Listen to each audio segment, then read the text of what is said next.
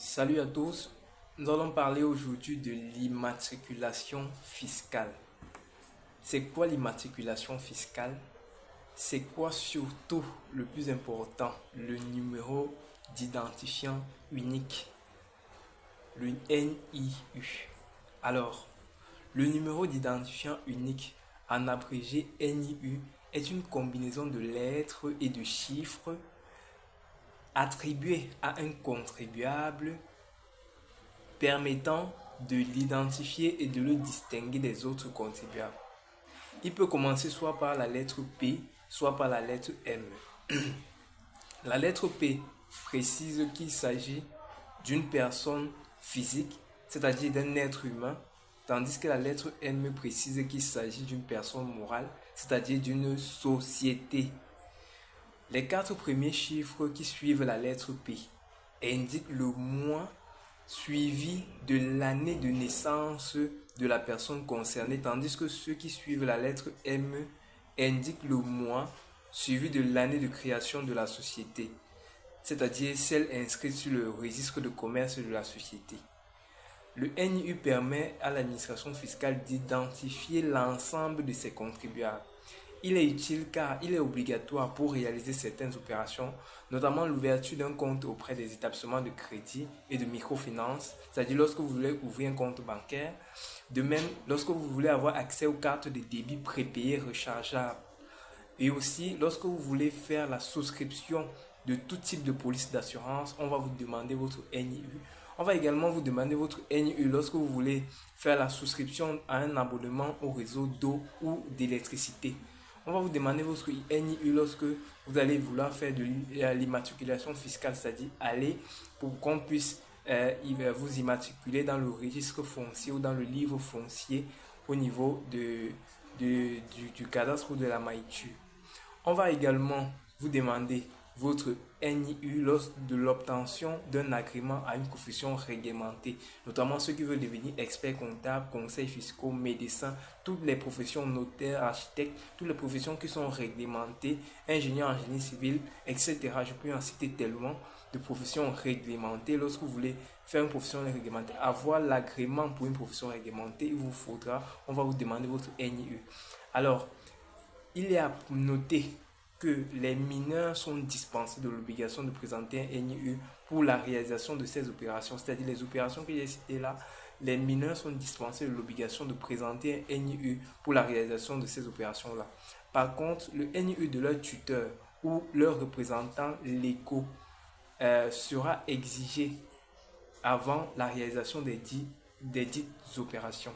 Par exemple, pour l'ouverture d'un compte d'épargne par un parent au profit de son enfant, le parent devra présenter son NIU. Le NIU s'obtient gratuitement en toute convivialité et sans aucun déplacement ni aucun contact physique avec un guichet fiscal ou une personne.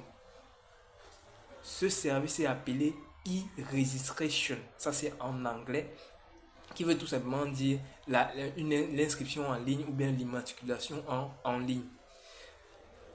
Le e-registration est accessible via le site web de la Direction générale des impôts, l'adresse www.impôts.cm. Il est donc attribué automatiquement à tous les contribuables salariés publics ou privés et privés, après l'immatriculation bien sûr, un NIU consultable en ligne sur le site web de la Direction générale des impôts dans la rubrique fichiers. Le NIU peut être vérifié parce que souvent, lorsque vous voulez effectuer certaines opérations, que ce soit avec les fournisseurs ou certains clients, vous pouvez vérifier leur NIU, vérifier si la personne est en règle ou en conformité avec l'administration fiscale avant de commencer toute opération avec lui ou avant de conclure toute transaction avec le fournisseur ou le client. Vous pouvez vérifier son NIU.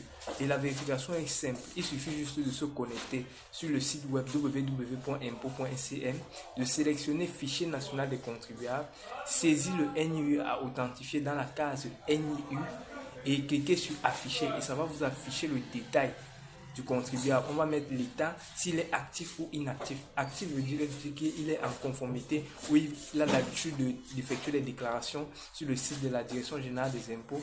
Et inactif voudrait dire qu'il n'effectue pas constamment ces déclarations. Voilà. Donc le NIU est définitif. Il faut noter qu'il est définitif et sa validité est permanente.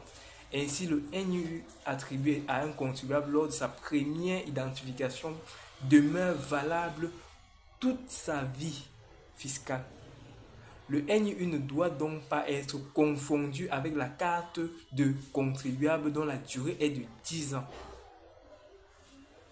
Donc le NIU ne doit pas être confondu, en aucun cas, avec la carte de contribuable. Le NIU est différent de la carte de contribuable. Le NIU permet d'identifier un contribuable, tandis que la carte de contribuable est un document qui récapitule les informations relatives à un contribuable, telles que sa raison sociale ou son nom, le registre de commerce, la localisation, le régime d'imposition et le centre des impôts de rattachement. Donc vous voyez que le NIU, c'est juste le numéro qui permet d'identifier le contribuable en question, alors que la carte de contribuable donne les informations sur le contribuable. C'est vrai que de nos jours, on ne parle plus de carte de contribuable, mais d'attestation d'immatriculation. C'est les termes qui changent, mais c'est la même chose et ça a le même rôle.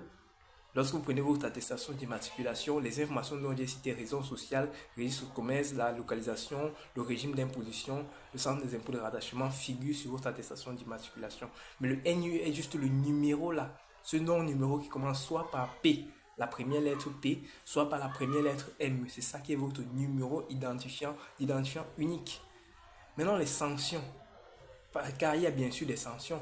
Les sanctions concernent l'usager, mais aussi les prestataires de services avec qui il est en relation. Il s'agit de l'usager. S'agissant de l'usager, il ne peut réaliser les opérations économiques que nous avons citées s'il ne dispose d'un NIU. S'agissant des personnes, des prestataires de services concernés, notamment les banques, les microfinances, les compagnies d'assurance, Eneo par exemple, Camwater, ils sont passibles d'une amende de 5 millions par opération réalisée sans exigence de NIU. Merci.